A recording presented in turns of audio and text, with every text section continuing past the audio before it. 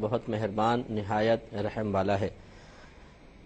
الحمدللہ تقریباً 144 حدیثیں بخاری شریف کی مکمل ہو چکی ہیں، اور اب ہم 147ویں حدیث کریمہ آپ کی خدمت میں عرض کریں گے۔ 2 حدیثیں میں درمیان میں چھوڑ رہا ہوں،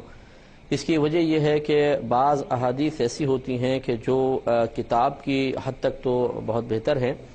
اور لیکن بیان کرنے کے لحاظ سے، خصوصاً عوام الناس کے سامنے بیان کرنے کے لحاظ سے ان کا مضمون مناسب نہیں ہوتا۔ یہ نہیں ہے کہ کوئی حدیث کے اندر کوئی غلطی ہے، معاذ اللہ ایسا نہیں ہے، بلکہ بعض چیزیں ایسی ہوتی ہیں بہرحال جو ایک شرعی مسئلہ ظاہر تو کر رہی ہوتی ہیں، لیکن اسے عوام الناس کے سامنے براہ راست بیان کرنا مناسب محسوس نہیں ہوتا، تو اس لیے بہرحال آپ اس میں سمجھ لیں کہ کوئی حکمت ہے جس کی بنا پر ان احادیث کو میں آپ کی خدمت میں عرض نہیں کر رہا ہوں۔ اب اس سے اگلی حدیث دیکھیں، 147 حدیث پاک ہے، حضرت عائشہ صدیقہ رضی اللہ تعالی عنہا اس کی راویہ ہیں، نبی کریم صلی اللہ علیہ وسلم سے روایت کرتی ہیں کہ آپ نے ارشاد فرمایا، اور یہ خطاب نبی کریم صلی اللہ علیہ وسلم کا خواتین سے تھا، اپنی ازواج سے تھا۔ سرکار نے ارشاد فرمایا کہ بے شک تمہیں اپنی ضروریات پوری کرنے کے لیے گھر سے نکلنے کی اجازت دی گئی ہے۔ راوی ایک بیچ میں اس میں ہشام بھی ہیں، وہ کہتے ہیں کہ یہ ضرورت کا مطلب کیا ہے، یعنی قضائے حاجت کے لیے، کیونکہ شروع میں گھروں میں استنجا خانے بنانے کا رواج نہیں تھا، بعد میں ہو گیا تھا۔ نبی کریم صلی اللہ علیہ وسلم کے دور مبارکہ میں بھی گھروں میں پھر استنجا خانے بنانے کا رواج بن چکا تھا، جیسے کہ آپ نے پچھلے حدیث میں سنا تھا کہ نبی کریم صلی اللہ علیہ وسلم جب بیت الخلاء میں داخل ہوتے تھے تو آپ اللہم انی اعوذ بک من الخبث والخبائث یہ دعا پڑھا کرتے تھے۔ تو لیکن اس حدیث پاک میں اس وقت کا تذکرہ ہے کہ جب ابھی باقاعدہ بیت الخلاء قائم نہیں ہوئے تھے، تو نبی کریم صلی اللہ علیہ وسلم نے خواتین کو گھر سے باہر جا کر قضاء حاجت وغیرہ کے لیے جانے کی اجازت مرحمت فرمائی، اور یہ جو خواتین تھیں وہ رات میں عموماً جایا کرتی تھیں، اندھیرے میں، تاکہ کسی کی نظر نہ پڑے۔ تو یہ حدیث بیان کرنے کا مقصود یہ ہے کہ اور یہ میں نے جو اس کا ذکر کیا، اس میں ایک بہت ہی عظیم نقطہ نکلتا ہے جس پہ بہت سے شارحین نے کلام کیا ہے، کہ اس سے معلوم ہوا کہ جب عورت کو کوئی شدید حاجت ہوتی ہے، ضرورت ہوتی ہے، تو وہ اپنے گھر سے باہر نکل سکتی ہے۔ مطلقاً عورت کا باہر نکلنا کوئی منع نہیں کیا گیا، صحیح ضرورت کے تحت باہر نکلنا جائز ہے۔ اسی لیے کوئی اگر خاتون تعلیم حاصل کرنا چاہتی ہیں، جو موجودہ دور کے اعتبار سے انتہائی ضروری ہے، اگر گھر میں حاصل کر سکتی ہیں تو نور علی نور ہے، لیکن اگر نہیں حاصل کر سکتی تو وقت کی ایک بہت ہی اہم ترین ضرورت ہے کہ تعلیم حاصل کرنے کے لیے وہ باہر جا سکتی ہیں۔ باقی وہ شرعی تقاضے یقیناً پوری کریں، اور یہ ان کے لیے بہت ہی بہتر ہے کہ باپردہ طریقے سے نکلیں، اور ایسے کالج میں یا ایسے اسکول میں داخلہ لیں کہ جہاں لڑکوں کا مردوں کا اختلاط نہ ہو، مرد عورت مکس نہ ہو، ایجوکیشن جسے ہم کہتے ہیں، اور اسی طریقے سے راستہ پرفتن نہ ہو، اور اگر نکلیں تو پھر 2 4 5 6 یہ تو محرم کے ساتھ جائیں بہت بیسٹ ہے، ورنہ کچھ امینہ لڑکیاں ہونی چاہیے جن کے ساتھ وہ نکل کر اپنے اسکول کالج تک جائیں۔ اب لیکن بعض جگہ ایسا ہوتا ہے کہ جہاں پر لڑکے لڑکیوں کا اختلاط ہوئے بغیر گزارا نہیں ہے، اگر ایسی ضرورت کوئی پیش آ جاتی ہے تو بہرحال پھر شریعت اس ضرورت کے پیش نظر اس کی بھی اجازت مرحمت فرما سکتی ہے اور فرماتی ہے۔ مثال کے طور پر جیسے میڈیکل کے اسٹوڈنٹس ہوتے ہیں، یہ عموماً ساتھ مکس گیدرنگ ہوتی ہے، اور اگر ان کے علیحدہ علیحدہ انتظام ہو سکتا ہو تو سب سے بہتر ہے، لیکن اگر نہیں ہے اور کوئی بچی دین اس لیے میڈیکل کا علم سیکھتی ہے، علم طب سیکھتی ہے کہ وہ علاج وغیرہ کرے گی، خصوصاً خواتین کا، کہ اگر یہ ہماری خواتین ڈاکٹرز نہ ہوں تو پھر ہماری عورتیں کس سے علاج کروائیں گی۔ خصوصاً ڈیلیوری کیسز جو ہیں یہ بہت ہی زیادہ پیچیدگیاں ہیں، اس میں بہت مسائل ہوتے ہیں، اور اس کے لیے خواتین کا ہونا بہت ضروری ہے، اور لازم سی بات ہے کہ اس کے لیے پھر خواتین کا ہی ڈاکٹر ہونا بہت ضروری ہے۔ اسی طریقے سے بہت سے آپریشن ایسے ہوتے ہیں جس میں مریض کو بالکل بے ہوش کر دیا جاتا ہے، اور کئی گھنٹے تک وہ آپریشن جاری رہتے ہیں۔ اس میں بھی اگر خواتین ہوں تو بہت ہی بہتر ہے کہ عورت کا آپریشن عورت ہی کرے، تو بہت اچھی بات ہے۔ تو لازم سی بات ہے کہ ایک عورت آپریٹ کے قابل، آپریشن کے قابل اسی وقت ہوگی کہ جب اس نے پہلے سے اس علم کو سیکھا ہوگا۔ تو بہرحال جیسے جیسے ضرورت پیش آتی رہے گی ویسے ویسے عورت کو گھر سے باہر نکلنے کی اور اس قسم کے ماحول میں بھی تعلیم حاصل کرنے کی اجازت ہوگی، لیکن بہرحال بچیوں کو خود بھی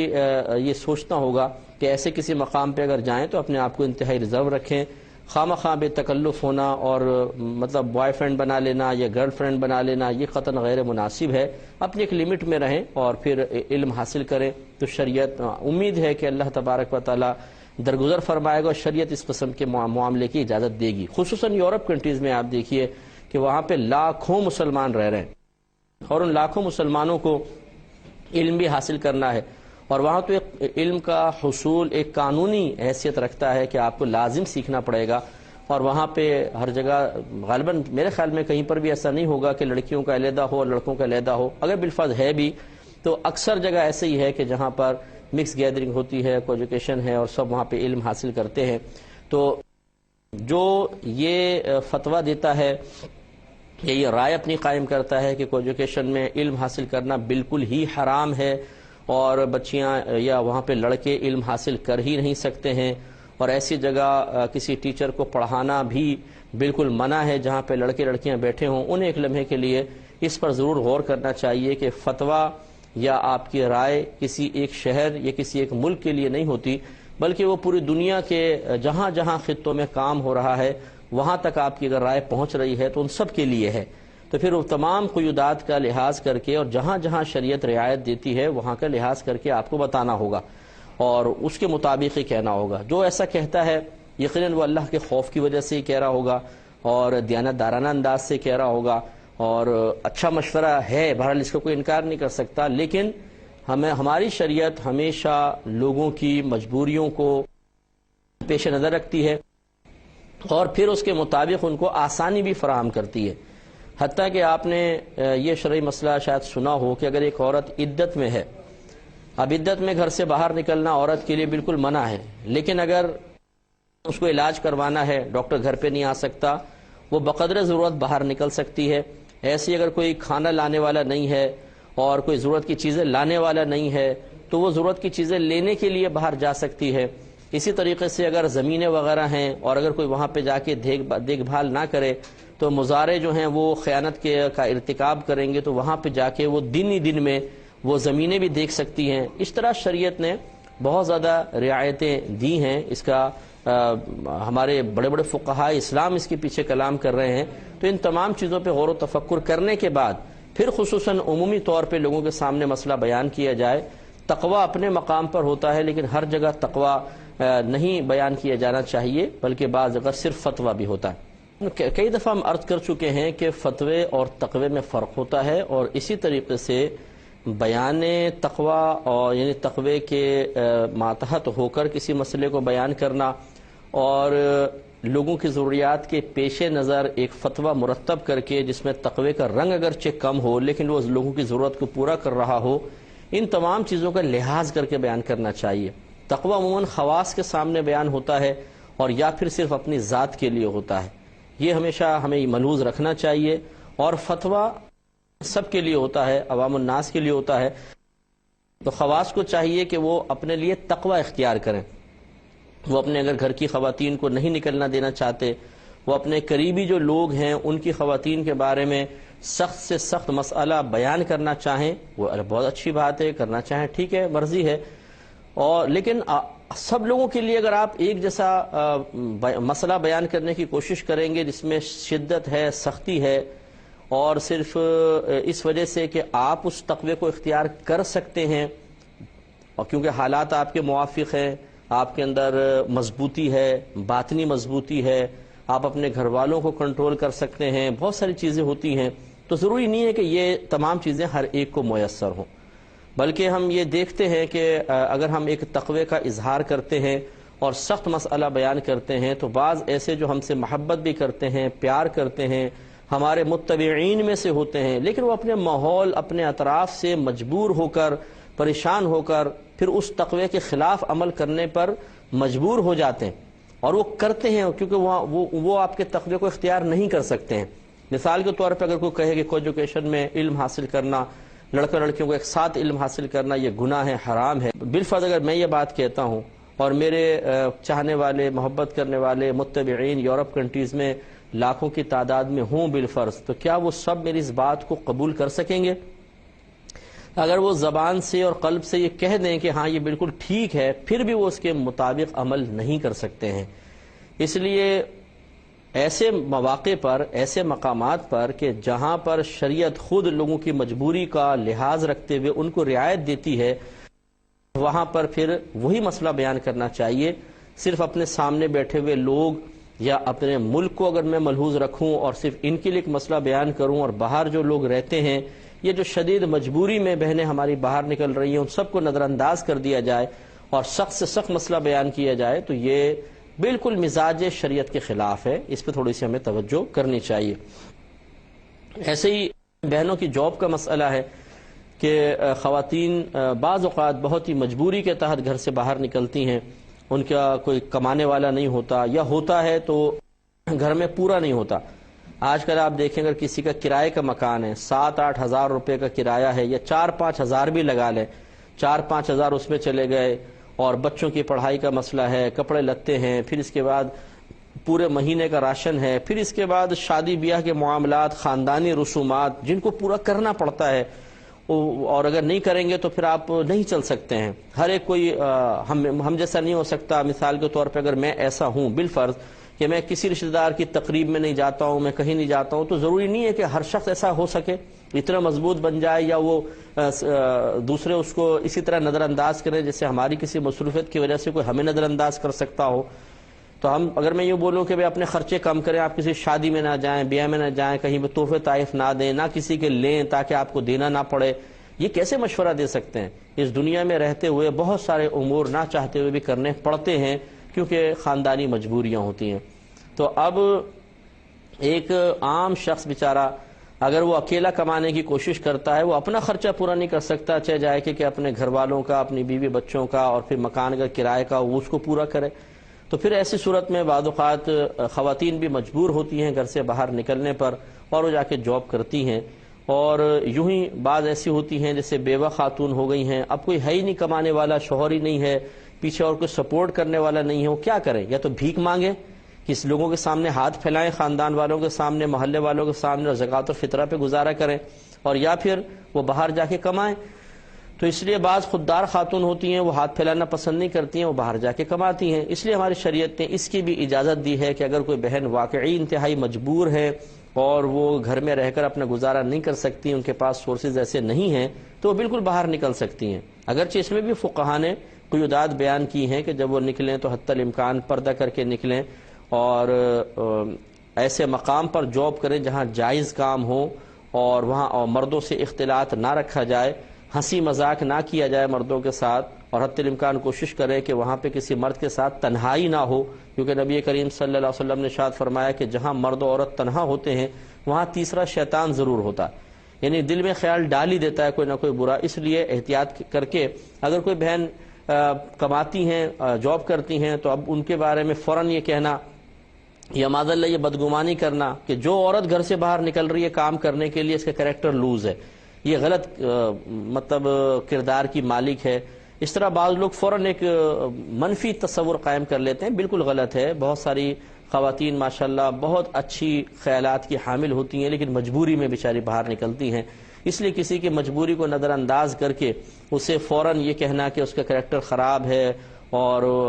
حیا کا مادہ کم ہے، شرم کا مادہ کم ہے، یہ کیسے مناسب ہو سکتا ہے؟ اگر خدا نہ خواستہ جو یہ اس طرح کہہ رہا ہے اس کے گھر پہ ایک دم یہ حالات آ جائیں کہ